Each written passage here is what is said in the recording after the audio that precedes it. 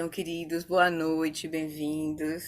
Estamos juntos aqui nesse encontrinho de novo para nós seguir o nosso estudo, a nossa prática. Então, podemos começar? Então tá. Eu vou mutar os microfones, tá? Pra gente fazer as preces e aí fazer a meditação de hoje.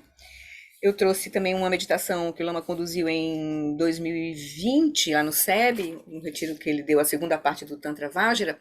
E é uma meditação ainda dentro da fase de Shamatha ainda, né? Da fase um de tomar a mente como caminho, certo? Mas ele traz uns aspectos interessantes aqui nessa prática de hoje que dá para fazer um link um pouco com o tema do nosso estudo hoje, assim, né? Que a gente vai focar lá no aquietando a mente.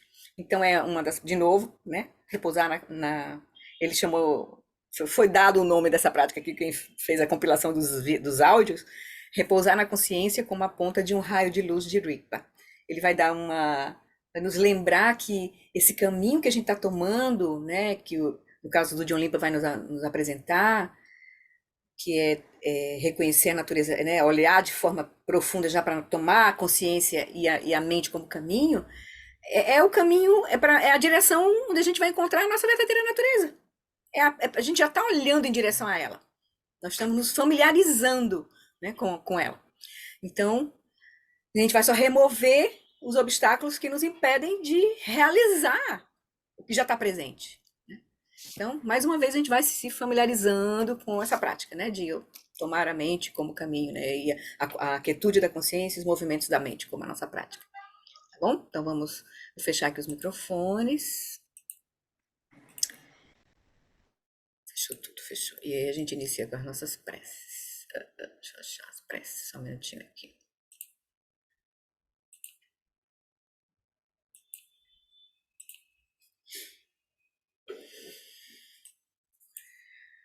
Então,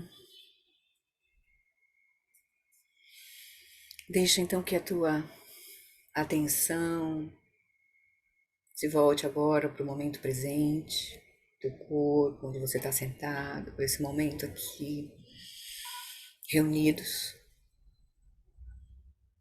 E diante dessa imagem de Guru Rinpoche, que representa a lucidez, que é a nossa verdadeira natureza, representando também a linhagem de seres que, desde o Buda Shakyamuni, nessa era, né, realizaram essa verdadeira natureza.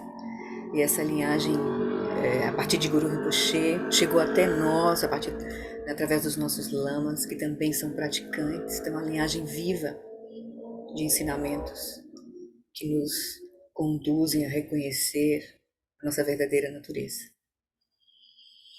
Então, a gente se alegra por poder estar juntos novamente, reunindo as causas e condições para a nossa prática de hoje. E a gente começa olhando de forma profunda a nossa condição e o nosso potencial. E a gente rapidamente se lembra dos 4 pensamentos que transformam a mente, que direcionam a nossa mente para o Dharma. Lembrando que as facilidades e vantagens desse precioso renascimento humano são extremamente difíceis de encontrar. Que aos poucos a gente possa abrir essa compreensão, ganhar essa certeza e a nos alegrarmos profundamente com a nossa condição. Deixar de lado qualquer sentimento de baixa estima.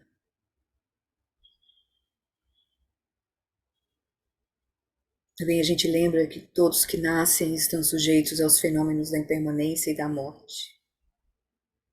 A gente lembra da natureza impermanente de todos os fenômenos, em especial da nossa própria vida, desse corpo,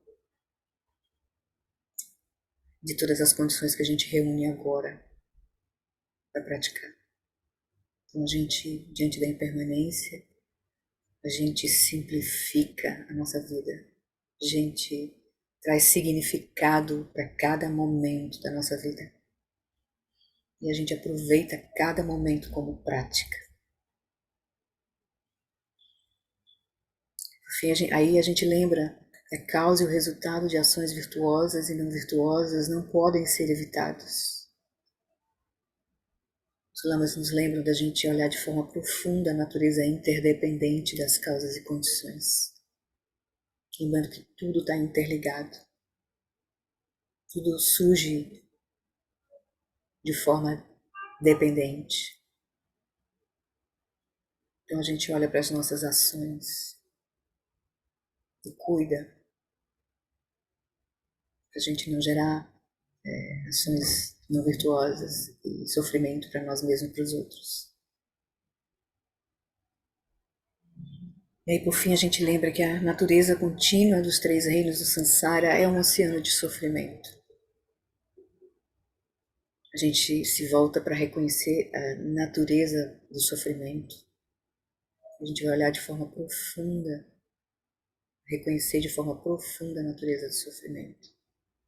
E agora, a gente olha o sofrimento como mais comum, mas existem níveis mais sutis, que é o sofrimento da mudança, o sofrimento da ignorância, que é todo pervasivo, que agora permeia toda a nossa experiência.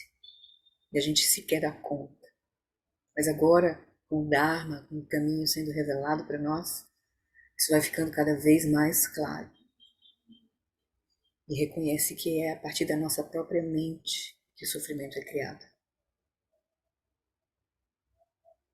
Então, vamos recordar disso.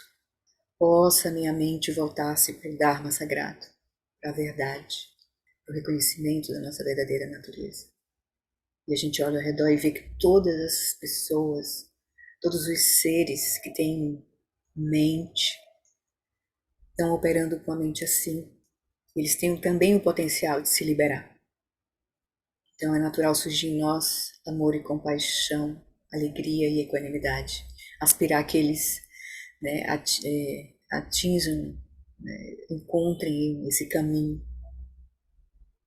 E a gente então aspira que todos os seres, principalmente aqueles mais próximos de nós, e todos os seres que a gente encontrar, que a gente tiver contato, pessoalmente, indiretamente, que a gente possa aspirar que todos os seres tenham a felicidade de suas causas, que eles sejam livres do sofrimento de suas causas, que eles nunca sejam separados da bem-aventurança sublime que é livre do sofrimento, que eles permaneçam em grande equanimidade, livres do apego e da aversão aos que estão próximos ou distantes. Então, com esse calor no nosso coração, com essa abertura da nossa mente, então a gente renova o nosso voto de refúgio e bodhicitta. Refúgio nas três joias e o voto de atingirmos a completa iluminação para benefício de todos os seres. No Buda, no Dharma e na excelente Assembleia da Sangha, até que alcance a iluminação, neles eu tomo refúgio. Que através da minha prática das 6 perfeições, possam todos os seres sencientes alcançar o estado búdico. A gente está num grupo que está olhando os ensinamentos de forma profunda, o Dzogchen. A gente sabe que essa é a perspectiva do Dzogchen, é de que a gente já é um Buda, mas não está reconhecendo. Mas aqui a gente está fazendo essa prece ainda da perspectiva de um ser senciente, que está olhando, né, que está encontrando o caminho de volta a reconhecer a sua verdadeira natureza. Por isso a gente está fazendo assim, dessa forma. Que é onde a gente está agora. A gente está sendo conduzido para uma visão mais profunda. Então, vamos fazer 2 vezes em tibetano. Sangye chodan saki choknam lam janchu bardu dani kyapsuchi dagi jinso gi pesonam kim drola penchir sangye droparcho. Sangye chodan soki choknam lam janchu bardu dani kyapsuchi dagi jinso gi pesonam kim drola penchir sangye droparsho. Então, com essas preces, a gente então se abre para pedir as bênçãos de Guru Rinpoche, fazendo a prece das 7 linhas, a prece que evoca a presença de Guru Rinpoche na nossa frente, mas principalmente em nosso coração. Então, olhando para Guru Rinpoche, a gente então se abre para pedir suas bênçãos para remover todos os obstáculos externos, internos e secretos, para que a gente possa realizar a nossa verdadeira natureza, que é inseparável da verdadeira natureza de Guru Rinpoche e de todos os Budas. Na fronteira noroeste de Odiana, no coração de um lótus, está sentado aquele renomado como Padmasambhava, que alcançou o espantoso supremo Siddhi, está cercado por uma hoste de muitas dakinis. Seguindo suas pegadas, dedico-me à prática. Por favor, aproxime-se e conceda suas bênçãos. Guru Pema Siddhi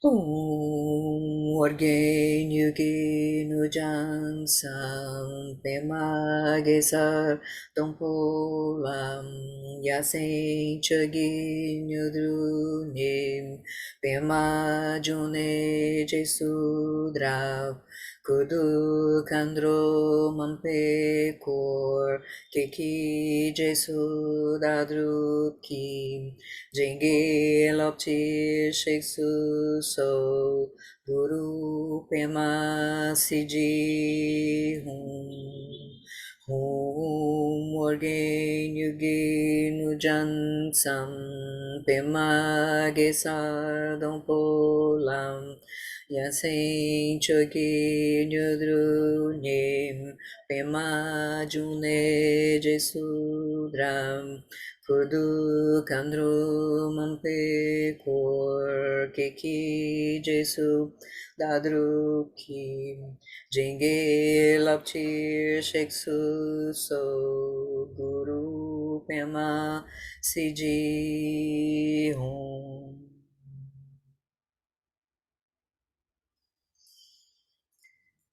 Então, com total confiança, com alegria no coração, a gente convida Guru Rinpoche para vir para o topo da nossa cabeça.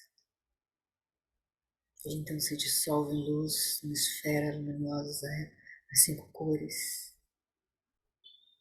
Desce pelo nosso canal central, repousa em nosso coração. Recebemos as bênçãos de reconhecer que a nossa mente e a consciência iluminada de Guru Rinpoche se tornam inseparáveis, como água derramada na água, ou como espaço fundindo-se com espaço.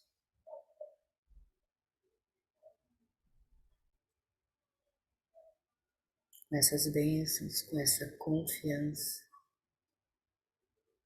a gente então inicia a nossa prática, o nosso estudo de hoje. Então convido vocês a encontrar uma posição confortável.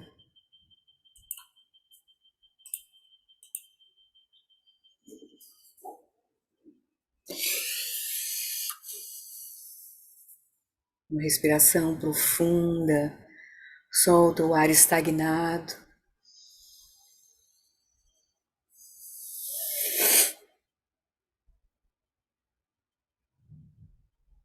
Deixa o corpo grosseiro e o corpo sutil, a energia se acomodar.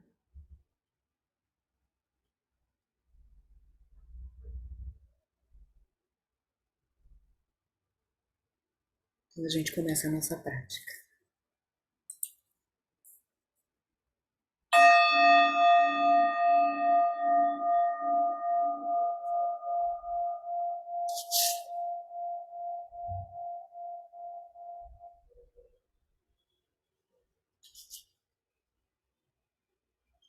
Com a motivação de atingir a iluminação perfeita para o benefício de todos os seres sencientes, estabeleça o corpo, a fala e a mente em seus estados naturais.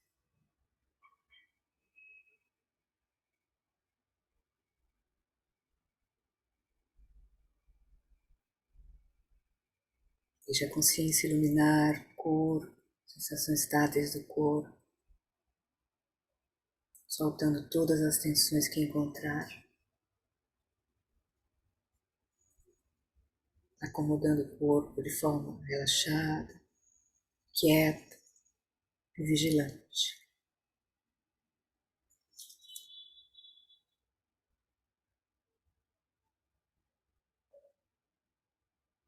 Vai deixando então que a respiração siga o seu ritmo natural, ajudando a acomodar a fala em seu estado natural de silêncio. A fala externa já está em silêncio, mas aí agora, com cada expiração, a gente solta a fala interna da mente.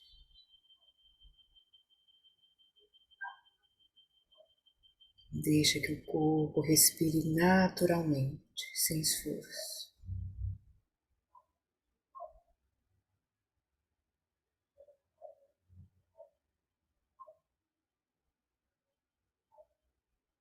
Aproveitando o final da expiração para soltar.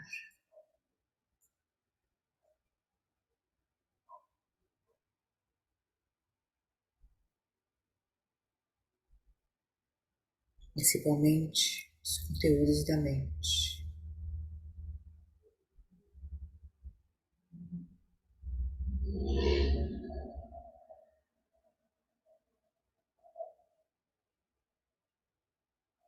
Com a mente calma, livre de preocupações, clara, aberta e relaxada no momento presente.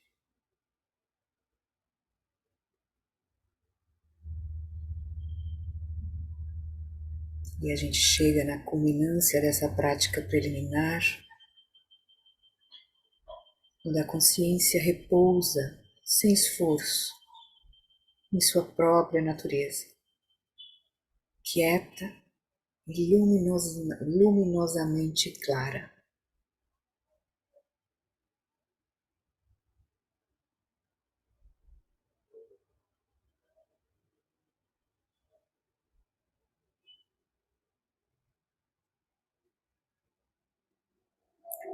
Da melhor forma que for possível para você neste momento, você repousa simplesmente nessa consciência destilada, essa consciência pura, que tem apenas duas características definidoras. Ela é luminosa, no sentido de tornar manifestos todos os tipos de aparências, e ela é cognoscente, no sentido de saber, de conhecer. Repousamos aí, na consciência, na pura consciência.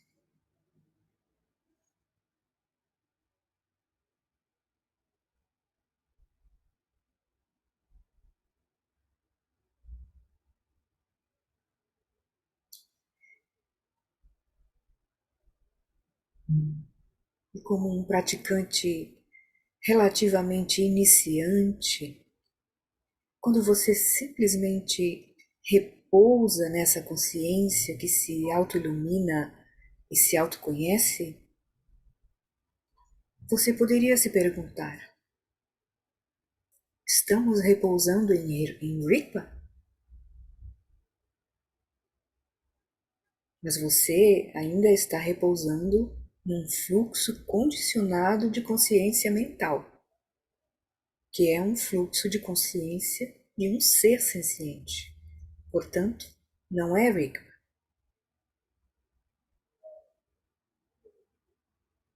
Então, será que você está repousando em outra coisa diferente de Rigpa? Diferente da lucidez prístina? E a resposta é não.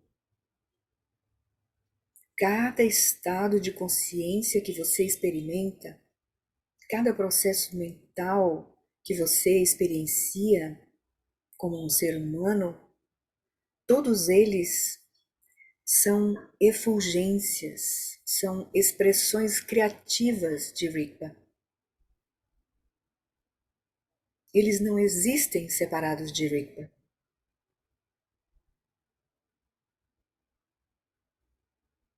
Então, essa consciência que você está repousando nesse momento não é igual a Rigpa, mas também não é outra coisa diferente de Rigpa.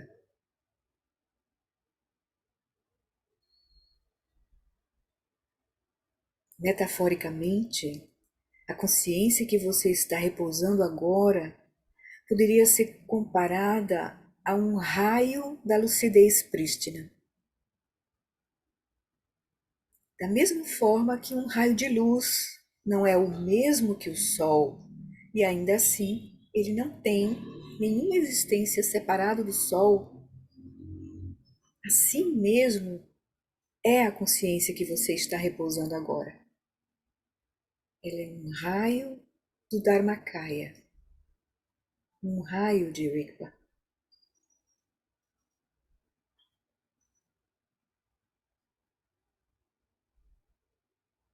É por isso que essa prática de repousar na quietude da consciência, observando os movimentos da mente o suficiente para não se deixar arrastar, é considerada a primeira fase de Treksho, é cortar através da mente condicionada para a lucidez prístina.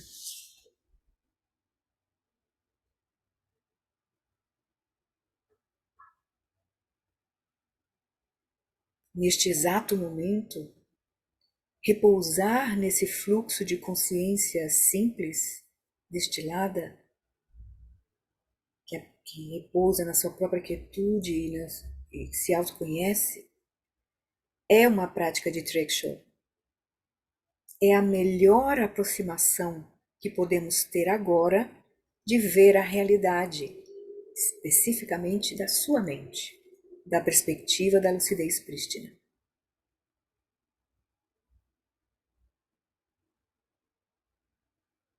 Então, agora, dessa quietude, dessa luminosidade pura da sua própria consciência, observe toda a gama de movimentos, aparências indo e vindo, surgindo no espaço da sua mente.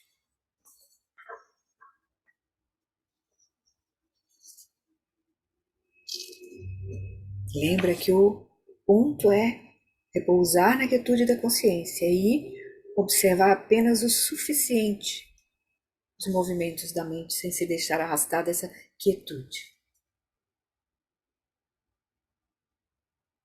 Pensamentos, imagens ou qualquer evento mental que vem e vão, que surgem e cessam, observe todos esses movimentos a partir da quietude da consciência.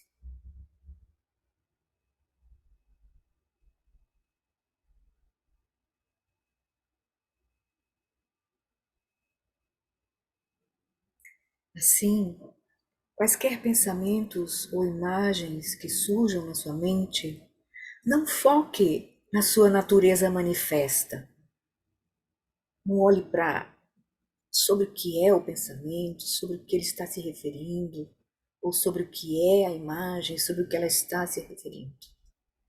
Não fique preso na história, no conteúdo, no referente desse pensamento ou dessa imagem. Mas sim, veja observar a natureza manifesta, observe a natureza essencial do que quer que surja. Ou seja, simplesmente observe-os de forma nua, vendo as aparências como aparências, sem escorregar para o referente da aparência ou sobre o que ela se refere, o conteúdo.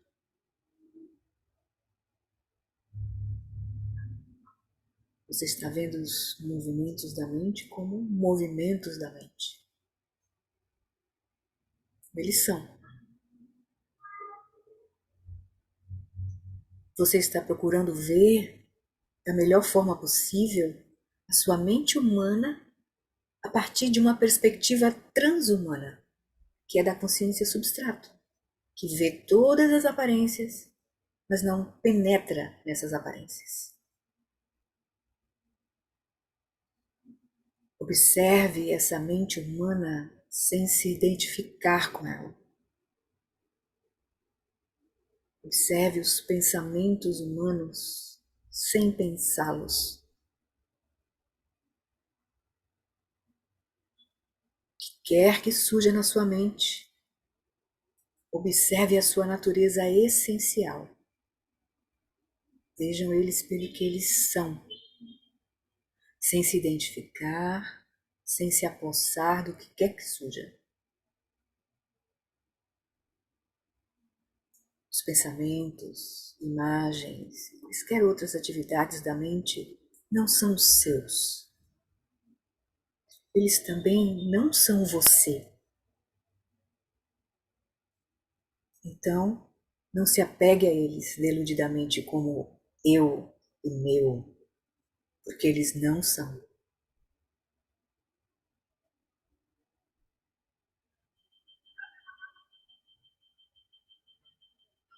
Todos esses movimentos da mente, aparências objetivas ou todos os impulsos subjetivos, como emoções, desejos, todos eles não são nada além de aparências vazias surgindo no espaço da mente.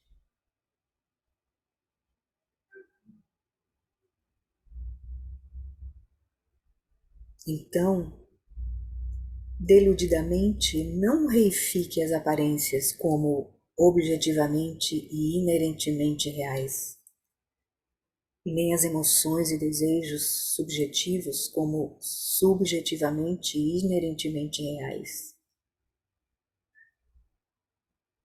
Veja todas essas aparências objetivas e subjetivas sem reificá-las, sem se identificar com elas, como você veria a partir da lucidez do próprio Dharmakaya, que percebe todos os fenômenos, mas não se identifica nem os reifica de forma deludida. Então, cultivamos um pouco mais da prática agora em silêncio.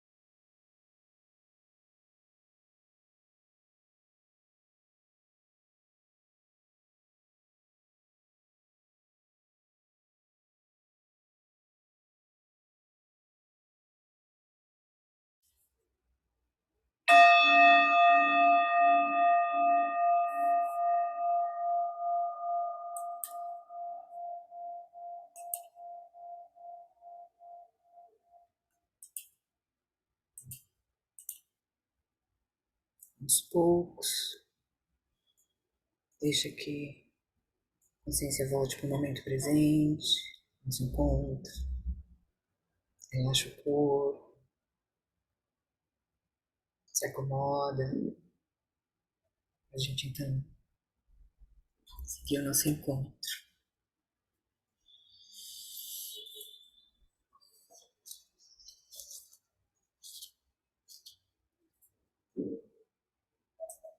Tudo bem aí? Tá liberado os microfones, tá? Obrigado, Fleury. Até hoje Você superou, hein? Jogou lá em cima. Eu não, eu lama. Jogou, jogou a bola lá em cima. Escolhi aqui logo essa prática aqui maravilhosa. Quando eu vi essa prática lá Maravilhosa. de 2020, eu disse, não, porque em 2020 o Lama estruturou as práticas muito legais, sabe? Ele trouxe bem mastigadinho, assim.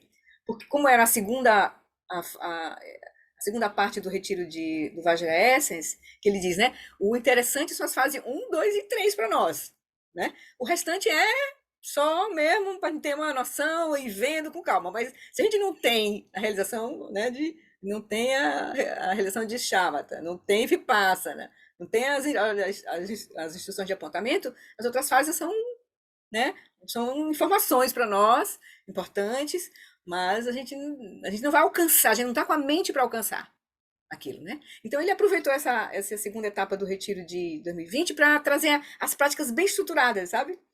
Foram práticas curtas, foi o retiro online, primeira vez online o retiro.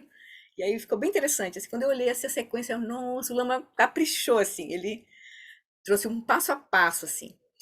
Bom, então, eu trouxe essa porque o tema do nosso estudo hoje vai nos... O Lama, o Vajra Nascido do Lago vai dizer que a gente precisa... O caminho da grande perfeição é realizar a base, a nossa verdadeira natureza. Entende? E e essas práticas que a gente está fazendo, as práticas que estão nos direcionando para isso, para a gente se familiarizar com o caminho, né? Para entrar no caminho de fato, que reconhecer a quietude da consciência, os movimentos da mente e simplesmente repousar ali e aí depois olhar de forma profunda, porque aí as práticas de passam para a gente olhar e ver a natureza das aparências e da própria mente, da própria consciência, né? Esse é o caminho. Então, eu achei essa prática perfeita assim para nossa nosso hoje, nosso encontro de hoje, porque pronto, é isso. Então, vamos lá. Só para a gente já ir sabendo o terreno, né? Nós estamos conhecendo o terreno, conhecendo o mapa, né? Conhecendo o mapa. Então tá bom. E já pisando ali, aqui, assim, né? Tendo uns videozinhos assim que o Lama tá trazendo para nós, assim, né? Então tá. Então podemos. Tudo bem? Alguém quer falar alguma coisa antes da gente seguir no estudo? Então tá. Então é isso. A gente tem paciência conosco mesmo, muita compaixão para com a nossa confusão, porque não tem outro jeito. Se a gente não tiver autocompaixão, né, vai ser difícil para o nosso caminho, e vai ser difícil, inclusive, a gente ter isso para com os outros, né? E a nossa vida vai virar um inferno. Então, isso não é bom para a nossa prática. Então, deixa eu então compartilhar aqui o texto. Mas antes disso, vamos chegar onde a gente está, né? Só lembrar rapidinho o tópico. Deixa eu ver onde é que está aqui. Deixa eu só fechar aqui só um minuto. Deixa eu achar aqui no. Ele fica escondidinho aqui. Ok. Então, eu vou compartilhar só um pedacinho lá do Vajra S, onde a gente está, né? Para a gente rever onde a gente parou. Né? Nós estamos na pergunta da grande vacuidade limitada, que ele pediu para o Vajra Nascido do Lago, né? As instruções essenciais profundas para que possamos alcançar de fato o estado de perfeição completa do Buda Samatavada em uma vida e um corpo. Aí ele já falou do caminho veloz, ele está falando, né, do caminho veloz da grande perfeição, falou das qualidades de um aluno da grande perfeição, e agora nós estamos nesse tópico aqui, dificuldades inerentes em outros veículos. Aí a gente viu os comentários dele. Eu vou começar daqui, só para a gente pegar o fio, tá? Porque para não ficar muito cortado, né? E a gente às vezes perde o contexto assim. Então vamos daqui aí, porque a gente vai comentar esse aqui, certo? A gente vai entrar aqui hoje, certo? Esse aqui é a parte nova, mas a gente só para a gente chegar lá. Então, quando tais pessoas, né, de mentes estáveis, sem se vangloriar, né? Esses praticantes aqui, né? Que tem essas qualificações, né? Sem se vangloriar sobre o número de meses ou anos que passaram praticando em retiro. Quando tais pessoas de mente estáveis, então, enxergarem a entrada e empreenderem a entrada, né, da prática, né, e empreenderem a prática, definitivamente alcançarão o estado supremo do Buda Vajradhara nesta mesma vida. Em outros veículos é dito que depois de reunir as acumulações e purificar os obscurecimentos por 3 incontáveis éons, você finalmente se torna perfeitamente iluminado. Porém, devido ao karma, aflições mentais e propensões habituais reunidos ao longo de éons, no decorrer de muitas vidas, as influências de vários pensamentos e ações tornam difícil encontrar o caminho da acumulação e da purificação. Para aqueles que estão seguindo o caminho gradual. Pense com cuidado sobre essa situação e alcançará clareza e certeza quanto a isto. Né? Que ele está querendo nos convencer de que se a gente já tem as condições e somos temos as qualificações de um aluno da Pra Grande Perfeição, a gente não deveria vir pensar com cuidado sobre não tomar isso e ir em frente, né? E ficar lá, não, vou fazer o caminho gradual, praticar primeiro compaixão, generosidade, moralidade, para depois, né? Aí diz, pense com cuidado sobre essa situação, porque tem o karma, aflições mentais, você não tem como garantir que você vai, nas próximas vidas, seguir o processo, né? Porque são éons, incontáveis, 3 incontáveis éons. Então, seja como for, devido a excelentes conexões kármicas do passado, você agora obteve uma vida humana sublime, com as liberdades e oportunidades, e encontrou o mais sublime dos dharmas, o mantra secreto, o Vajrayana. Esta não é a hora de se agarrar à esperança de acumular méritos no decorrer de um longo período, até finalmente atingir a iluminação. Então, nós vimos o comentário do Lama até aqui, certo? Agora, ele vai seguir daqui. Em vez disso, você deve aprender a base de seu próprio ser por si mesmo, experienciando a natureza intrínseca do Sugatagarbha, a base primordial que é o caminho para a liberação nesta vida. Certo? Então, vamos ver o comentário do Lama. Exatamente o que essa prática que a gente fez hoje está nos conduzindo, né? Para reconhecer Sugatagarbha, o ventre de todos os Budas, Dharmadhatu e Dharmakaya, né? Então, nós estamos lá no livro, na página 67, exatamente, no livro físico. Então, é exatamente nesse tópico aqui. Né? Em vez disso, você deve aprender a base de seu próprio ser por si mesmo, experienciando a natureza intrínseca do Sugatagarbha, a base primordial, que é o caminho para a liberação nesta vida. Aí o Lama comenta, né? Acho que posso ser adequadamente dogmático neste ponto. Existe apenas um caminho para alcançar a iluminação em uma só vida, e é pela realização de sua própria natureza. Não tem outro caminho. Isso não vai acontecer simplesmente por você ser imensamente generoso, ético ou paciente. Tudo isso é maravilhoso, mas para atingir a iluminação nesta vida, se esse for o nosso anseio, nosso objetivo, porque a gente não sabe o que vem por aí, né, nas próximas, não perdeu as causas e condições que a gente reuniu agora, né? Então, se tudo isso é maravilhoso, mas para atingir a iluminação nesta vida, não há outro caminho a não ser realizar as profundezas de sua própria identidade, as profundezas de sua própria natureza, sua natureza de Buda. Tá claro para nós, né? O que a gente precisa fazer, né? Tá ficando claro, né, para nós, né? Tá ficando claro. Então, no Dzogchen, bem como em outras tradições budistas, você encontra ensinamentos sobre base, caminho e fruição. A gente vai ver muito esses termos nos estudos que a gente fizer por aí. Base, caminho e fruição. No Dzogchen e Mahamudra também, né, por exemplo. Então, a base é o seu ponto de partida, a natureza da existência como ela é. O caminho é a trajetória que você segue até a meta, a iluminação. E a fruição é a efetivação, ou seja, a iluminação que você busca. Então, de modo característico, o Vajrayana toma a própria fruição como caminho.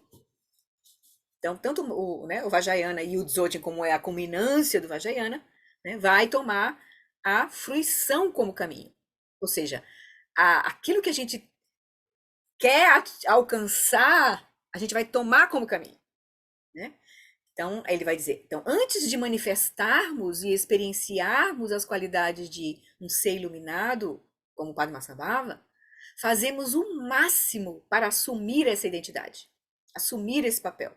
Então, nas práticas do Vajrayana, né, no Mahayoga e no Anu Yoga, a gente vai, né, fazer as práticas com a deidade. A gente vai visualizar a deidade, ver as qualidades da deidade, vai se fundir com a deidade, né? E aí a gente vai também olhar de forma profunda o corpo sutil nas práticas do estágio de desenvolvimento, né? As yogas todas. A gente vai liberar o corpo sutil, a gente vai iluminar todo o corpo sutil que está ligado com as nossas marcas, energia de hábito, com a consciência substrato. Então a gente vai, né? Mas já vai tomar a fruição como caminho. A gente vai ver que a gente já a gente só não está reconhecendo, está removendo os obstáculos da visão, mas também da própria realização, né? Então, a gente vai, então, fazemos o máximo para assumir essa identidade, né, de um ser já iluminado, como o Padmasambhava, para assumir esse papel. Estamos ensaiando para nos tornarmos Padmasambhava, acostumando-nos com isso. Isso somente nas práticas de geração, né, e completude. De todo modo, esse é nosso direito nato. Assim, calçamos esses sapatos antes mesmo de podermos realmente preenchê-los. Essa abordagem, tomar a fruição como caminho, nos poupa incontáveis erros. No caso do Dzogchen, a gente já vai de forma mais direta ainda. A gente não vai olhar a deidade, a gente não vai olhar a Padmasambhava fora, depois imaginar que nós somos a deidade. A gente vai direto para o ponto, que é a mente e consciência. Vai direto para o ponto, certo? Então, a base pode ser vista de várias perspectivas. Aí ele vai trazer duas perspectivas, a perspectiva relativa e a perspectiva última. A base é de onde a gente começa a prática, né? De onde a gente começa. Aí ele vai dizer, a base relativa, que é normalmente de onde os caminhos graduais vão partir, a base relativa é a realidade que tipicamente vemos aparecer diante de nós. O oceano do Sansara, onde estamos presos e algemados dentro da gaiola de ferro, cegos, descendo aos trancos pelo rio do renascimento, que é aquela imagem, aquela metáfora que ele traz, né? Nós, no Sansara, somos como alguém que é cego, que tá à noite enjaulado, com os olhos tampados numa jaula que desce um rio, né, suntuoso à noite, no escuro, sem saber para onde está indo, né? Então, ele diz, então, a base relativa é a realidade que a gente está vendo aqui, experienciando diante de nós, o Sansara. É a partir dessa situação patética que nós estamos que começamos no caminho gradual, no Hinayana, no Mahayana, que começamos. E é esse o motivo pelo qual tomamos refúgio. Lembra lá o refúgio? No Buda, no Dharma, na Sangha, porque a gente viu que a gente está, né, preso no Sansara. Por isso que o refúgio é a primeira prática dentro da abordagem do caminho do ouvinte, do caminho Mahayana, né? Mas aí o refúgio também tem vários aspectos. Claro que a gente também vai tomar refúgio quando a gente está no Dzogchen, mas a gente já vai tomar refúgio num refúgio mais sutil ainda. Um refúgio mais direto, que é a nossa própria mente, né? Entende? Mas aí no começo a gente vai tomar refúgio no Buda, no Dharma, na Sangha, que aí é o refúgio externo, depois o refúgio interno, o refúgio secreto. A gente estava estudando isso, quem está fazendo a sadhana lá do Vajanasi do Lago, até a Jessi comentou recentemente isso, lá no estudo que a gente está fazendo, né? Então, tem vários níveis de refúgio. Então, dependendo do caminho que a gente está tomando, o nosso refúgio vai ser mais grosseiro até o ponto que a gente vai chegar no refúgio mais sutil, que é a nossa verdadeira natureza, a natureza da nossa mente, que é o Dzogchen. O Dzogchen, o refúgio é aí, né?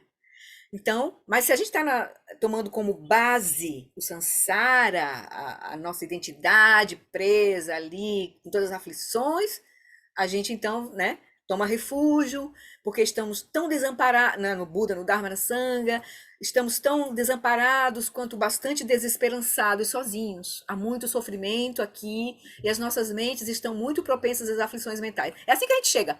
A gente chega no Dharma assim, né? Chega no caminho assim, né? Sofrendo, buscando uma uma saída, né? Se não foi nessa vida que a gente chegou assim, em outra vida a gente chegou, com certeza, né? Pode ser que a gente já tenha chegado aqui nessa, já, né, com um refúgio mais sutil, com um refúgio mais útil, né, assim, ou mais último, né? Então aí estamos tão desesperançados, desamparados, quanto bastante desesperançados sozinhos. Há muito sofrimento aqui e as nossas mentes estão muito propensas às aflições mentais. Mesmo durante o repouso, as aflições mentais aparecem, os sonhos, né?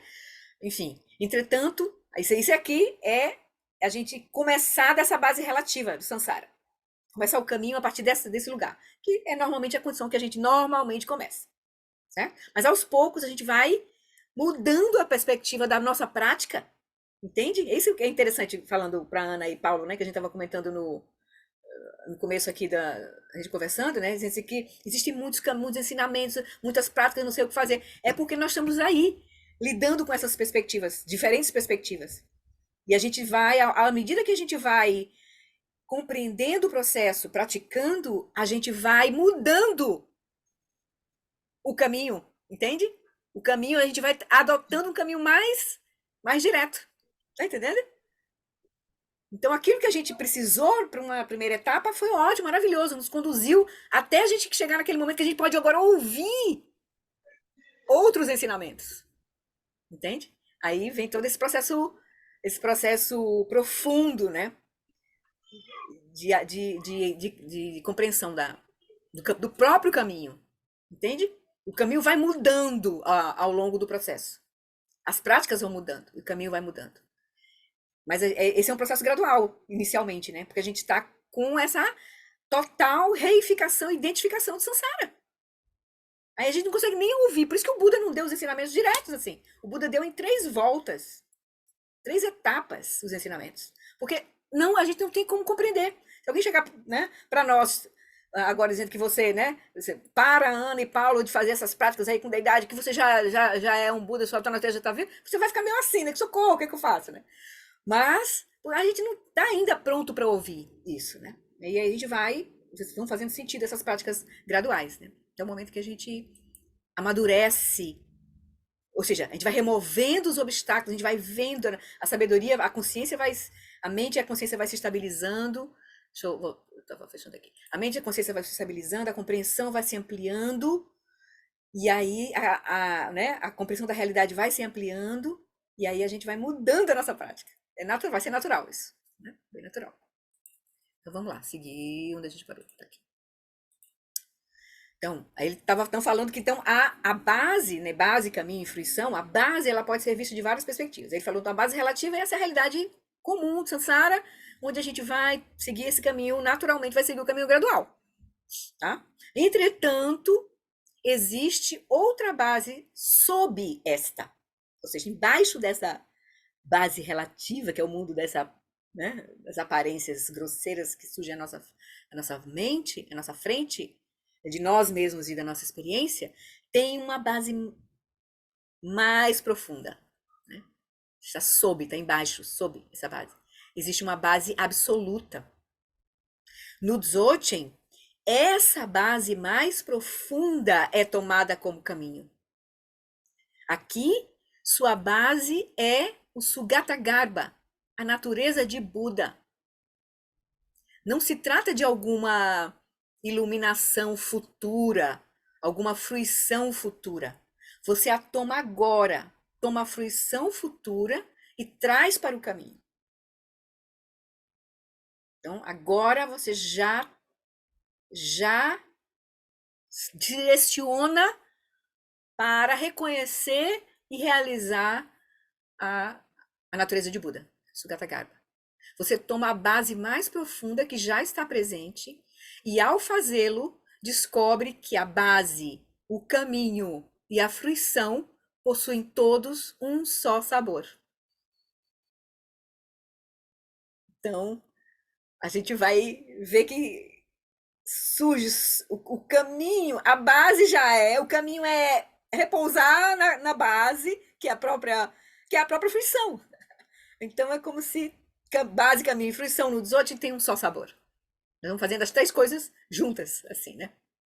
Então, se está Tá tudo na mesma direção, assim, né? Tem um só sabor nesse sentido, né? Porque tudo tá ligado com a própria consciência, né? Se está buscando a liberação e o despertar nesta vida, então a forma de proceder é essa. Seu Lama Alan nos dizendo: se está buscando a liberação e o despertar nesta vida, então a forma de proceder é essa. Enquanto sustentar a noção de seu eu ordinário, de sua identidade ordinária, e pensar que tudo o que possui é um potencial para a iluminação, potencial que você será capaz de manifestar se for realmente bom por um tempo, realmente longo, e enquanto olhar para o seu guru como uma pessoa comum, enquanto estiver trancado nessas noções reificadas das aparências ordinárias, então pode pegar o cronômetro e começar a contar 3 incontáveis éons, e mais todo o tempo necessário para se tornar um bodhisattva. Não será um caminho curto. Por outro lado, se quiser apressar um pouco as coisas, terá que romper com alguns velhos hábitos. Por exemplo, de quem você pensa ser. Certo? Eu vou aqui parar um minutinho e vou passar um videozinho do Mingyur Rinpoche, que a gente já deve ter visto, acho que no estudo do budismo tibetano, mas eu acho que é providencial, porque ele ilustra. O Mingyur Rinpoche é bem didático, assim, um pouco, né? Da família da linhagem caica, que é a família do Eric, né? O Eric também, são mais didáticos, assim, mais diretos. Aí eu vou trazer aqui pra gente dar uma olhadinha nele. Ouvi-lo. Certo? O videozinho é: você já é um Buda. Tá bom? Aí ele vai falar um pouco dessa diferença dos caminhos, né? O caminho que vai tomar a natureza de Buda como um potencial e o caminho que vai tomar a fruição, a própria natureza como já presente, né? A fruição como caminho. E ele vai falar da perspectiva da prática aqui, não é uma perspectiva teórica, da perspectiva da prática. Né? Ele vai dizer que a natureza de Buda é compaixão, é consciência, amor e compaixão e sabedoria. Essa é a essência do Dharmakaya. Dharmakaya é consciência prístina, completa sabedoria, que tem visão completa da realidade e as qualidades que surgem disso, que é amor, compaixão, alegria, tudo que um ser lúcido e sábio vê, né? Principalmente porque ele vai ver sofrimento na frente dele. Então, aí, da perspectiva da prática, ou você vê que você só tem apenas o potencial, ou você tem já a iluminação completa em você, tá bom? Então vamos dar uma olhadinha. As legendas estão aí, deixa eu botar aqui. Ok, vou botar nessa aqui que é melhor. In the foundation vehicle and the great vehicle. Aqui, quando ele está falando o veículo fundacional e o grande veículo, ele está falando do Hinayana e do Mahayana, certo? Que não são veículos, não são o Vajrayana. São os veículos, os 2 veículos anteriores. O primeiro, o Hinayana, o veículo fundacional, e o grande veículo, que é o Mahayana. Então, da perspectiva desses 2 aqui, ele vai deixa eu voltar um pouquinho aqui. And the great vehicle is taking seed as path, taking causes as path. But now here, with the Vajra vehicle, Vajrayana, we are taking fruition as path. So the difference normally is like this. So apple, right? And there is something here. Magic show. This is seed of apple. So what is the causes? What is a seed? The seed is like, for example, the men practice what we call awareness, compassion, and wisdom. So taking seed as path is you focus on your breath. So the breath is more important. Awareness is of course we need awareness, but awareness is on the focus on the breath. If you lost breath, you have to come to breath. So a little bit tight. And then you need to develop this awareness. So now you don't have this awareness much. So you have, at the beginning you have awareness only a few seconds. So like sit. And this awareness has to grow. Awareness becomes longer, longer, longer. And you lost, your mind think about pizza, no good. Back to the breath, concentration, clashes, no good. Back to breath. And eventually, if you can keep the awareness become 24 hours, then you become like apple. The awareness become like apple. That's the fruition. And also compassion. At the beginning, we don't have much compassion. And we have just small compassion. And then we have to try to meditate on compassion a little bit, and slowly grow compassion. And hatred is opposite of compassion. So we have to fight with them, back to the right track. And slowly, in the end, you have 24-hour compassion. Then become fruition. And the wisdom also same. But in the Vajrayana, in the Vajra vehicle, what we believe is, from beginning, you don't need this, you have this. Everybody has full apple. But the problem is, like this. So that's the problem. You know, right? So we all have this apple, but there's obscuration. Cover this apple. You need to discover the apple. Not like seed need to grow slowly, not like that. So just need to discover the apple. Oh, at the beginning, you discover a little bit, and then more, and more, and more, more. So that's what we call taking fruition as path. So how this fruition as path? So we believe everybody is equal. Everybody has awareness, compassion, wisdom, 24 hours. Not just a little bit. So therefore, for the meditation, not the object oriented. For the meditation, the awareness, subject oriented, awareness important. So we all have awareness. What is awareness? Knowing, aware, cognition. So now, when you are looking at me, do you know me? Do you see me? If you know, you see me, there's awareness. So awareness is just knowing.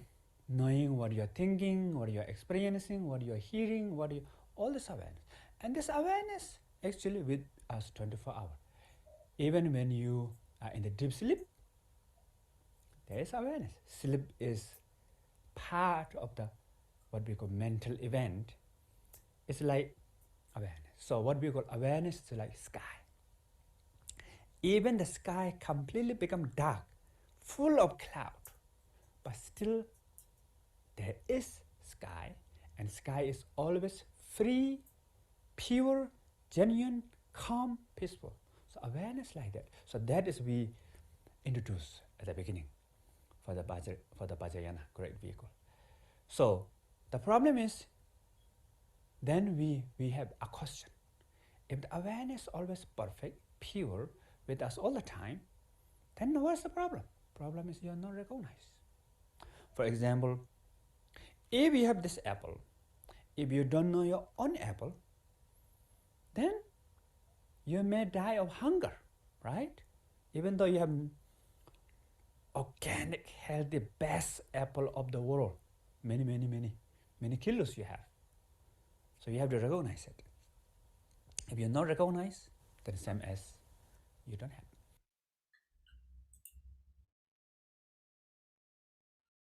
So, deixa eu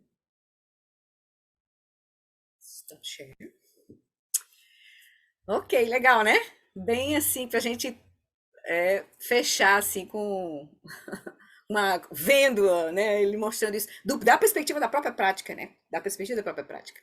Então, a prática começa você desenvolvendo a consciência, a atenção plena, a introspecção, depois, até o momento em que aí é nos objetos externos, depois é na respiração, depois na mente, aí na própria consciência. Aí, na verdade, você está experimentando a consciência o tempo inteiro. Você está consciente de estar consciente o tempo inteiro. E você, não só isso, não é só apenas atenção plena, mas é você não só reconhecer a natureza, a consciência, o que ela manifesta e a natureza da consciência. A gente vai ter que. Aí vem as práticas de Shamatha, só nos ajuda a acalmar, aquietar e a reconhecer a experiência da consciência. Mas aí a gente vai precisar das instruções de apontamento da natureza, da essência, natureza da própria consciência. Que aí as instruções de Vipassana. A gente vê não só a natureza da consciência e das aparências que surgem, né, na própria consciência, né? A gente vai ver, a gente vai iluminar toda a nossa experiência, mas a partir já da base, que é a própria natureza de Buda. Entende? Esse é o caminho dos Dzogchen, que é um caminho rápido. Não é? É simples, mas não é fácil. Não vamos nos enganar, né? Não é fácil. Mas ele é simples, é direto na fonte, né? Então vamos lá. Tudo bem? Então vamos voltar para nossa. Então ele diz isso. Então ele diz. Então você. O ponto é estar buscando a liberação e despertar nesta vida. Então a forma de proceder é essa. É olhar diretamente para reconhecer a nossa natureza, como ele disse lá no comecinho, né? Então aí segue o Vajra aqui. O Vajranassi do Lago diz. Além disso, os ensinamentos de que o estado de liberação resulta do acúmulo de muito karma de uma vida para outra são eficientes para ocasionar felicidade temporária na mente dos seres. Mas a iluminação por essa via é extremamente difícil. Considere que tais ensinamentos podem possuir um sentido apenas provisório. Aí vem ele dando mais uma chacoalhada. Né? Mas tem os ensinamentos, Mahayana, todo o caminho. Eles são ensinamentos eficientes para ocasionar felicidade temporária na mente dos seres. Mas a iluminação por essa via é extremamente difícil. Considere que tais ensinamentos possam possuir um sentido apenas provisório. Esse é o Vajrayana Lago dizendo. Aí o Lama Alam vai nos reforçar aqui. Como vimos antes, é improvável que você seja capaz de dispor todas as suas vidas futuras como patos em uma fila. Ou seja, né, você vai poder, não, vou planejar os meus renascimentos, né, como organizar patos numa fila, onde cada uma dessas vidas futuras proporcione todas as circunstâncias necessárias para prosseguir no caminho. E isso é extremamente difícil, considerando-se a confusão de karma, as aflições mentais e as propensões habituais acumuladas no passado. Se a trama de nossa vida até agora tem sido essa desorganização, é difícil imaginar que haverá uniformidade no futuro. Nesse ponto, o mestre oferece uma conclusão muito provocadora. O mestre, né, o Vajranassi do Lago, oferece uma conclusão muito provocadora ao sugerir que consideremos que esses ensinamentos, ou seja, o Sutrayana, o caminho longo, gradual, podem possuir apenas um sentido apenas provisório. Em outras palavras, talvez eles nunca devessem ter sido tomados literalmente. O mestre não diz especificamente que eles não devem ser tomados em sentido literal, mas sim que pense a respeito. Olhe bem, né? Olhe bem. Então, aí se a gente lembrar daquele quadro dos 5 caminhos, os 5 caminhos do Mahayana, a gente vai ver que tem o caminho da acumulação, o caminho da purificação, depois o caminho da visão, aí vem o caminho da meditação propriamente, que é sustentar a visão, e depois a fruição, certo? O caminho da visão no Mahayana, que é quando o Bodhisattva se torna um Arya Bodhisattva, você tem a visão direta da vacuidade, esse é a mesma realização que no caminho dos Dzogchen você tem quando você se torna o primeiro nível de Vidyadhara. Então aí você entrou no caminho, você não perde mais. Mas até você encontrar de novo o caminho passar pelo caminho da acumulação e da purificação, é isso que ele está dizendo, que é difícil. Se você realmente tiver entrar no caminho da visão, aí você entrou no caminho irreversível. Mas, enquanto isso, você não pode garantir, enquanto você não tiver entrar no caminho da visão, você não pode garantir que você vai, nas vidas seguintes, encontrar o caminho da acumulação e da purificação. Esse é o que ele está dizendo, entendeu? Se a gente já entrou no caminho da visão, então aí a gente já pode ter um domínio sobre as propensões kármicas, um certo domínio sobre as propensões kármicas, pelo menos. Né? Então, ele vai dizer, então ele segue. Aí vem, depois que ele disse isso, o Bodhisattva, que fez a pergunta lá, o Bodhisattva, grande vacuidade limitada, comenta: ó mestre Bhagavan, você, ou seja, nós, o praticante, pode alcançar a liberação empenhando-se nesta vida atual em bons pensamentos que expandam a mente e em virtudes de corpo e fala. E então, em algum momento futuro, você pode seguir na prática da visão e da meditação da grande perfeição da clara luz, a essência vágera do mantra secreto. Mas dizem que é difícil alcançar a liberação apenas por meio da prática desta vida.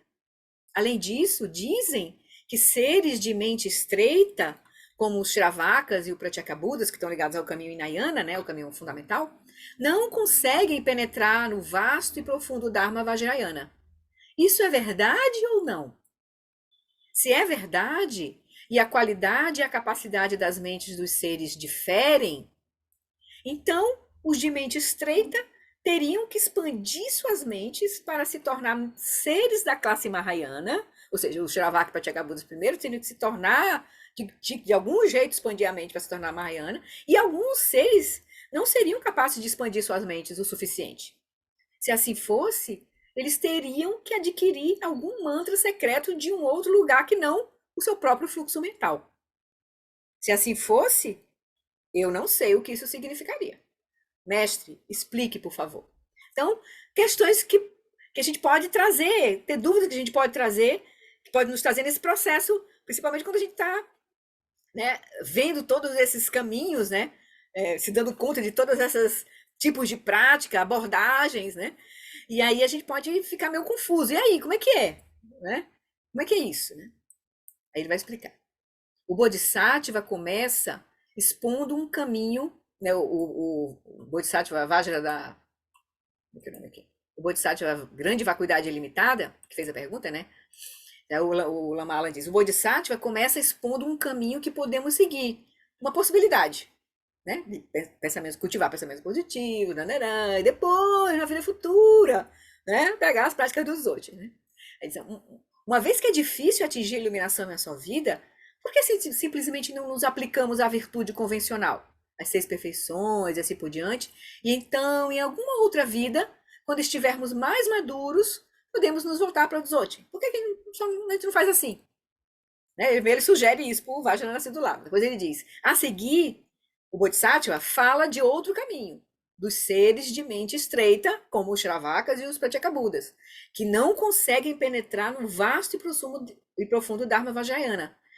Porque eles nem sequer são Bodhisattvas ainda, nem entraram no Mahayana, quanto mais no Vajrayana, que estão empenhados, os seres da mente estreita, Shravakas e Pratyekabuddhas, eles não conseguem penetrar no vasto e profundo Dharma do Vajrayana, e porque estão empenhados unicamente em sua própria liberação.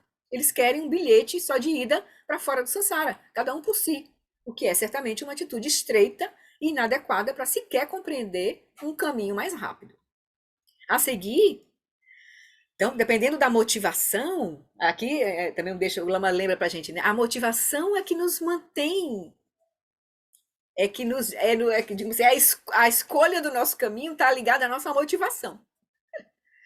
Está muito ligada à nossa motivação. Se a gente mantém uma motivação, essa motivação que nos prende ao caminho do Hinayana, Shravakas, que é só atingir a própria liberação e pronto, se tornar um Arhat, atingir só apenas o Nirvana, então a gente não vai conseguir ouvir os ensinamentos do Mahayana e nem do Vajrayana.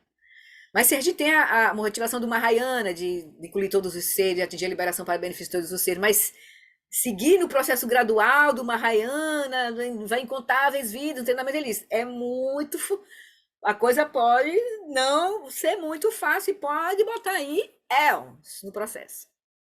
né?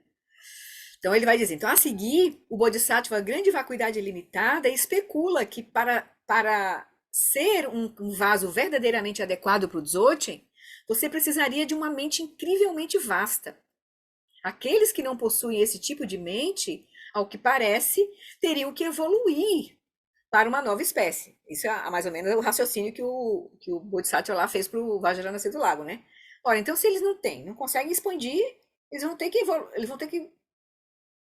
vai vir uma outra coisa para acoplar a mente deles, né? Vai abrir a mente deles, né? Não vai encontrar lá no próprio fluxo mental deles a liberação, né? Ele tenta, ou seja, aqueles que não possuem esse tipo de mente, ao que parece, teriam que evoluir para uma nova espécie, né? Tem que encontrar uma outra, né, mente. Ou seja, começando com uma mente estreita, teriam que passar por algum processo de transmutação para atingir uma mente ampla, como no Mahayana, e então expandi-la ainda mais para ter uma mente vasta o bastante para o Dzogchen. Se assim fosse, eles teriam que adquirir algum mantra secreto, isto é, o Vajrayana, de um outro lugar que não o seu próprio fluxo mental. Isso foi a conclusão do Bodhisattva, fazendo a pergunta lá para o Vajrayana do Lago, né? Aí, ou seja, o Lama diz, aqueles com mente de amplitude pequena ou média precisariam adquirir conhecimento de fora para cumprir o padrão que aparentemente é exigido de um estudante do Dzogchen.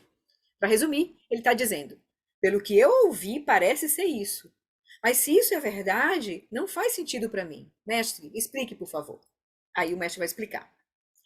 Ele respondeu, ó grande vacuidade ilimitada, nesta vida atual, se você for com essa pergunta se a pessoa ou você, né, a pessoa for com essa pergunta ao portal do mantra secreto e possuir fé e crenças firmes e entusiasmo vigoroso e infatigável, é porque este é o momento de praticar. Quando os seres afortunados chegam ao portal do profundo mantra secreto, que é, né, essa familiarização com a própria consciência, né? Portal do mantra secreto, além de simplesmente terem fé e crenças sólidas, não há nenhuma outra coisa, como clarividência, presságios ou circunstâncias auspiciosas, que os faça pensar que chegou o momento de praticar o mantra secreto. Se seres afortunados chegam ao portal do profundo mantra secreto, né, tendo fé e crenças sólidas, não vai ser qualquer outra coisa que vai fazer com que eles pensem que chegou o momento de praticar o mantra secreto. Porque eles já têm o que precisam. Uma vez que tenham obtido uma vida humana e encontrado um guru e o dharma do mantra secreto, se esse não for o momento de praticar a grande perfeição, então jamais haverá um momento melhor em outra vida. E isto é certo. Essa é a resposta do Vajrayana do Lago para o Bodhisattva. Aí vamos ver o que o Lama vai comentar para nós, né? O mestre responde dizendo, em essência, você reconheceu o problema, compreendeu a contradição, muito bom. Agora, se tem fé no Dzogchen, se está verdadeiramente pronto para se comprometer com a prática, né, o Dzogchen, o caminho direto, né? Se está verdadeiramente pronto para se comprometer com a prática, a própria pergunta indica para mim que chegou o momento, ou seja, de que você de fato está pronto para realmente praticar o Dzogchen. Chegou o momento que você está pronto para praticar o Dzogchen. A própria pergunta, como ele fez, né, e o fato dele ter fé, né, e se tiver fé e tiver compromisso, né, com a prática, então ele tem tudo o que precisa, né? Então, o mestre acrescenta que, além de simplesmente ter fé e crenças sólidas, aí o Lama diz, não fé cega, dogmática, mas a fé no sentido de ter essa disposição para ser guiado por uma hipótese de trabalho, uma confiança, né? Não há, aí o Vajra diz, não há nenhuma outra coisa, como clarividência ou presságios, para ajudá-lo a decidir. Você sabe que não tem prova absoluta, mas está disposto a se lançar na prática espiritual baseado nessa premissa. Essa é uma crença que tem poder.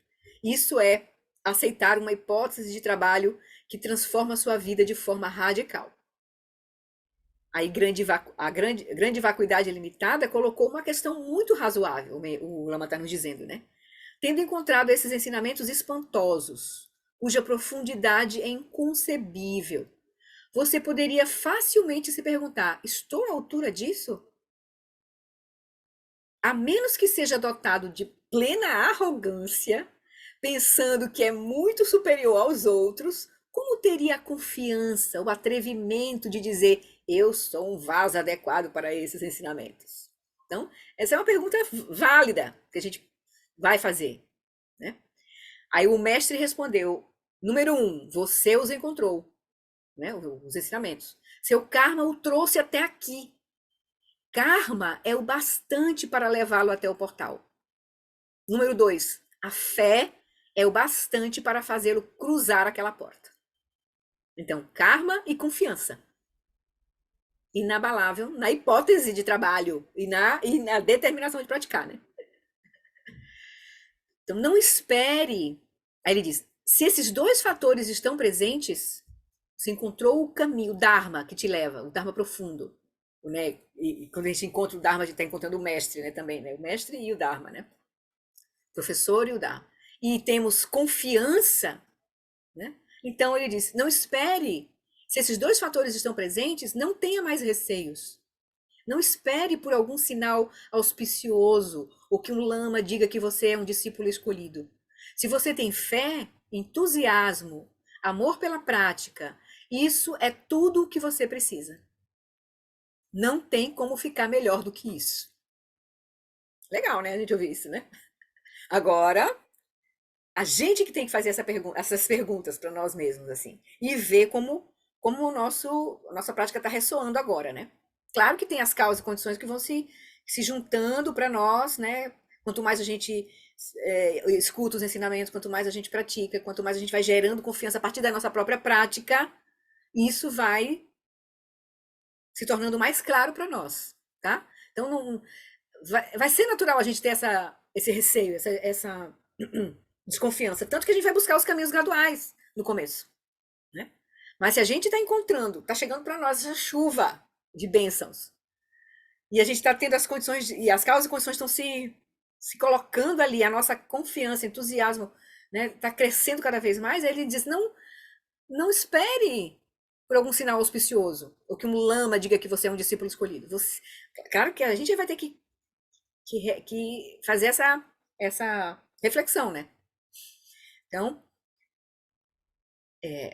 claro, na nossa sanga, com os mestres, tirando as dúvidas, né? Não é uma coisa, a gente não está sozinho assim, né? Perdido, mas a gente não depende de alguém dizer para nós isso. Não é uma coisa que a gente vai esperar que alguém, você agora tá pronto. Não. Isso vai se manifestar, né, como resultado da nossa própria prática, né? Então aí ele vai seguir, ainda o Vajra diz. Ele vai terminar com esse próximo aqui. Então, não é que as mentes dos Shiravakas, dos Pratyekabuddhas, seres comuns e assim por diante, sejam pequenas demais. Não é um problema das mentes. É que, devido ao seu karma anterior, eles não alcançam o portal do mantra secreto, que é o caminho da visão, né? Ou, mesmo que o façam, não tem fé, nem crença. E devido à indolência espiritual e à distração, não praticam. Esse é o ponto, né? Então agora, o Lama diz, né, agora temos uma imagem mais clara de por que alguns são receptores adequados para o Dzogchen e outros não. O argumento de mente estreita versus mente ampla não faz sentido, porque não é o X da questão. Na verdade, é devido ao seu karma anterior, que a maioria das pessoas não chega ao portal do mantra secreto simplesmente, ou seja, simplesmente não o encontram. Não é uma questão de suas mentes serem estreitas. O seu karma não evoluiu até o ponto de estarem prontas para encontrar esse portal. Ou, mesmo que o façam, como diz lá, né, talvez devido a algum karma favorável, elas topem com um livro, acabem em algum ensinamento, e mesmo que fiquem com uma impressão positiva do que eles ouviram ali, pensando assim: esses são os ensinamentos místicos muito legais. Mas, devido ao karma, eles protelam a realização da prática e isso não dá em nada. Então, eles não entram. A porta não se abre, né? A visão não se abre. E aí eles não estão prontos para receber esses ensinamentos e para a prática do Dzogchen, né? Certo? A gente vai parar aqui hoje. O que é que vocês acharam? Como é que vocês estão achando, né? Pelo caminho de vocês, assim, pelo caminho de cada um, assim, né? Oi, isso me lembrou muito.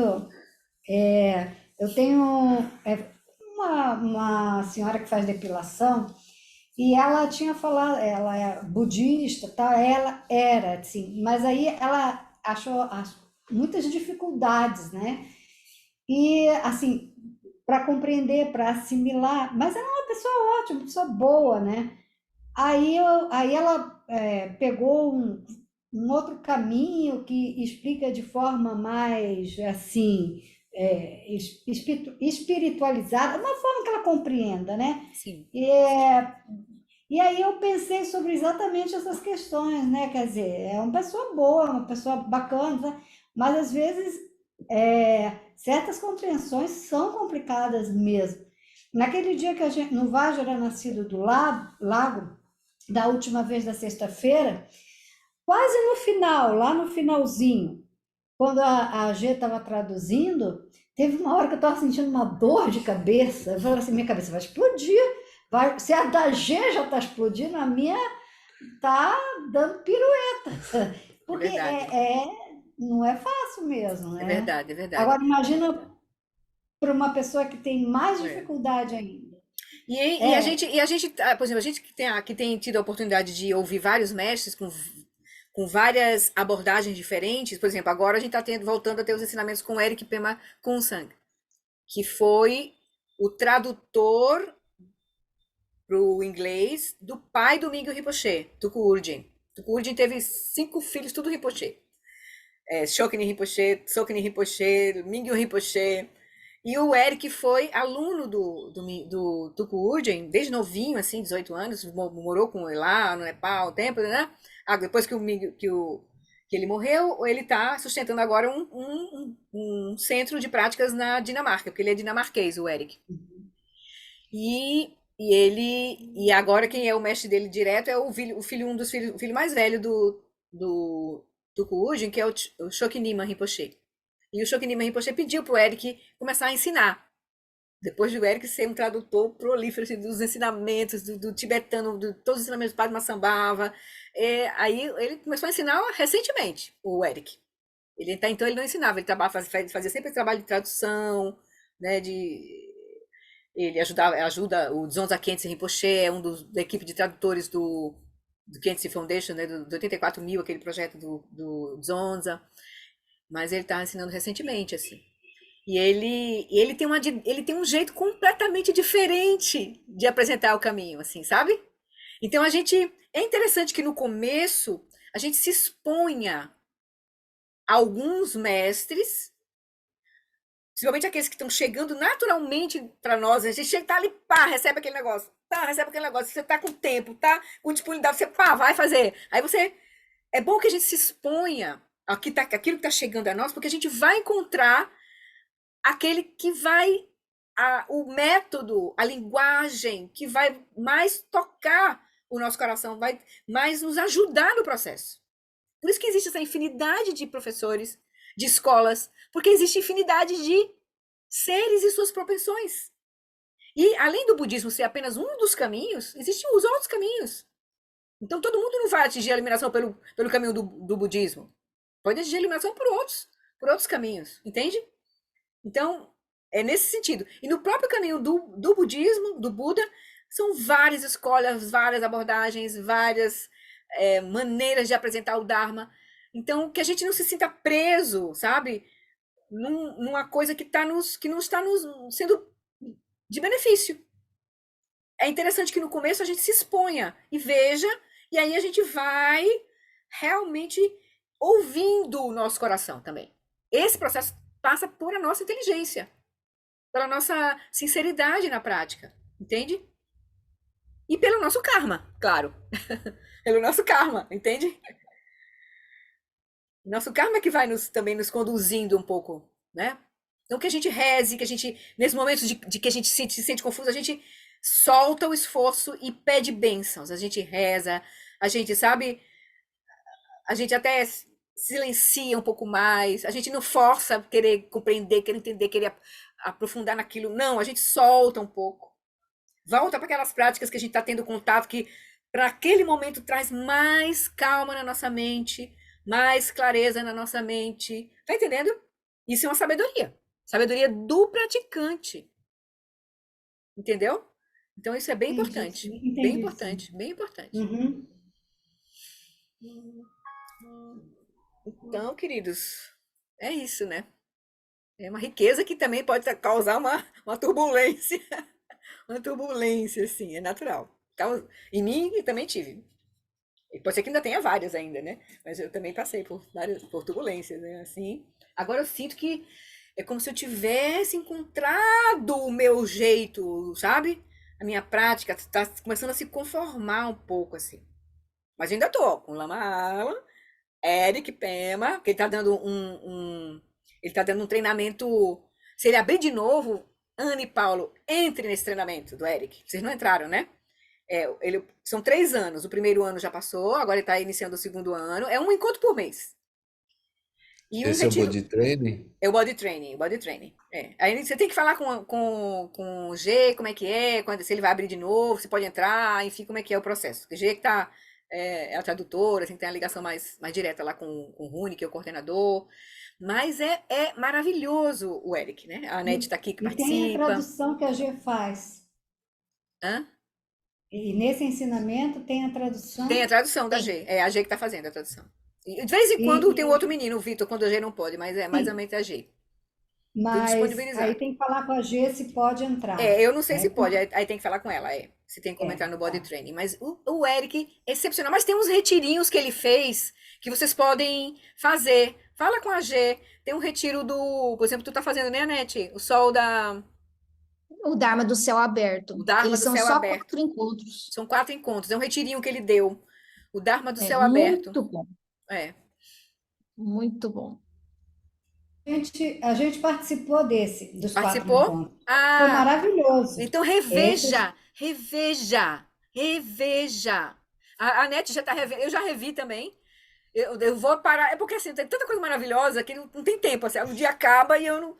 Tem um monte de coisa aqui engatilhada, assim. Eu não terminei o retiro de 8 semanas ainda. Ainda tem uns 9 vídeos para eu ver. Eu tô querendo rever, eu tô fazendo o Mahamudra com o caminho do Mahamudra com o Tergar, né? Então eu queria rever uma coisa lá do Miguel Rinpoche. Aí tem esses retiros, acabou de novo, já entrou de novo o Eric aí. É interessante que a gente reveja, sabe? Porque é muito profundo pra gente absorver com uma vizinha só e deixar passar, deixar pra lá. Então aqueles que são, por exemplo, o Dharma do Céu Aberto é muito maravilhoso. Reveja. Agora, você vai rever agora com outra mente, né? O Ziga contra o Rinpoche disse, para você receber as bênçãos, por exemplo, do caminho do Bodhisattva de Shantideva, você deveria ler 108 vezes o livro todo, por exemplo. Então, para a gente receber as bênçãos do ensinamento profundo desse, o Lama Santa disse, no mínimo 7 vezes. No mínimo. Certo? Porque cada vez que a gente vai a ver, e se a gente praticou um pouco, entender um pouco, a gente vai agora entender ele de outro lugar. Nossa mente vai estar, a nossa experiência vai estar de outro lugar. Então, veja, reveja, certo?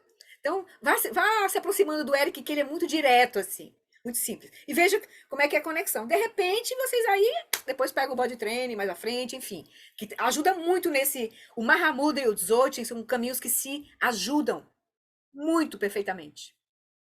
Entende? Porque um vai trazer primeiro o aspecto da visão e o outro começa pela prática direta.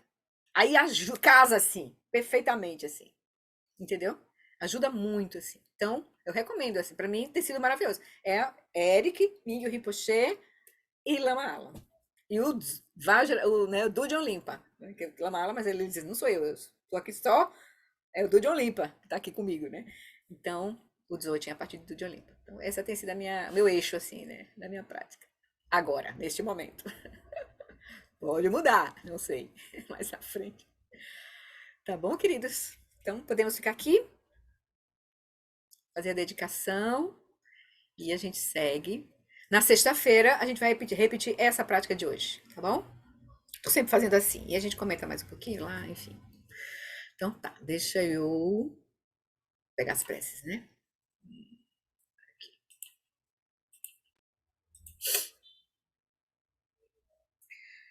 Então, por essa acumulação de méritos, possa eu obter a onisciência que tudo vê, e possam todas as falhas ser superadas. Que das ondas revoltas e turbulentas do nascimento, velhice, doença e morte deste oceano de Sansara, possa eu liberar os seres.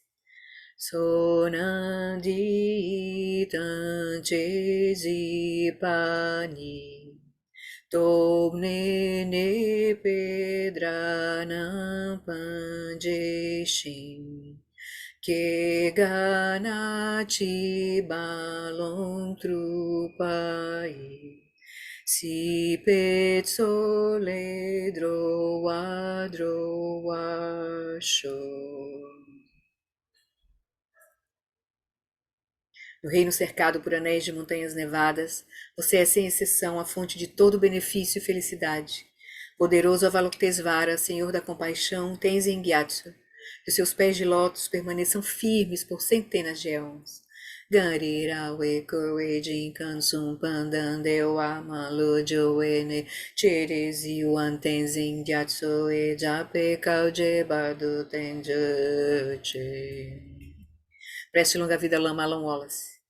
Dom patuando je chanchen dangel kun sanzing pe makarai tenzin ke buja pe tempam danze trinida chindo seu wards takudrula jampe charchen pa que os andra menam tem jutsikyam alam Wallace de drakpam e que buchem padzapeten gyurchi zamlin chidaki panupchuk Sugel teni utabutsel zepam Lopon kiki kutse zetrin Gedro kuntam taperlando tripadzam. Que o professor Shakyamuni, o grande Vajradhara, e aquele que sustenta os mistérios de todos os jinas, de todos os Budas, Padmasambhava, possam firmar os pés de lótus daqueles que sustentam os ensinamentos e fazem com que os feitos do Buda brilhem como o sol e a lua, ou seja, sustentam os pés de lótus todos os nossos lamas. Aquele que derrama uma grande chuva de amor sobre seres em terras distantes e sustenta-os com o néctar dos ensinamentos do Buda, aquele ilimitadamente afortunado, o grande ser conhecido como Alan Wallace, possa sua vida ser longa. Em Jambudvipa em geral e especialmente no Ocidente, você ilumina os ensinamentos dos jinas como a luz do sol.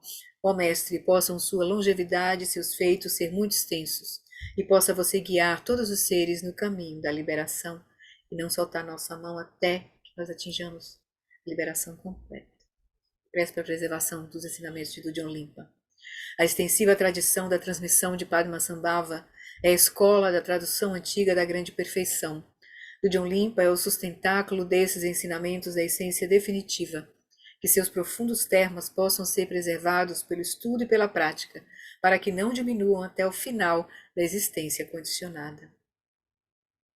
Por essa virtude, possa eu rapidamente realizar o Lama de Odiana, o Vajra nascido do lago, e possa eu conduzir todos os seres, sem exceção, a esse estado de realização. Eu adi Duda, Organ Lama Drugyune, Troatiki Amalopade e Salagopar Show.